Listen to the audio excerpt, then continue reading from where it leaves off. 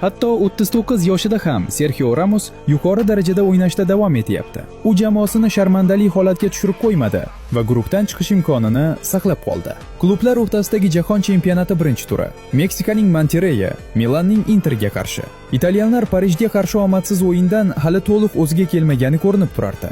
Shunga qaramay, Inter gol urish imkoniga ega edi, lekin Barella qulay vaziyatdan to'pni darvoza ustidan yo'llab yubordi. Buning oqibati darhol keldi va bunda Ramos sahna markazida edi. Monterrey burchak to'pini uzatdi. Serxio esa havoda raqiblardan ustun kelib hisobni ochdi. U bu golni Ronaldo uslubida nishonladi. Ortidan Inter yana bir temirdek aniq imkoniyatni yo'qotdi. Keyin esa to'p Ramosning qo'liga tegdi, ammo qo'li tanasiga qistirilgani uchun penalti belgilanmadi.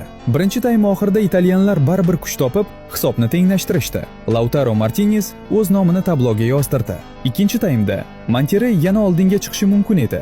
Meksikalik futbolchi zarbasidan keyin to'p ustunga tegdi va qarangki, kim to'pga yaqin turibdi. Serxio Ramos bo'sh darvozaga to'pni kiritishga tayyor edi, lekin to'p sherigining oyog'iga qaytdi. Shundan keyin Lautaro yana bir gol urdi, ammo ofsayd sababli uni bekor qilishdi.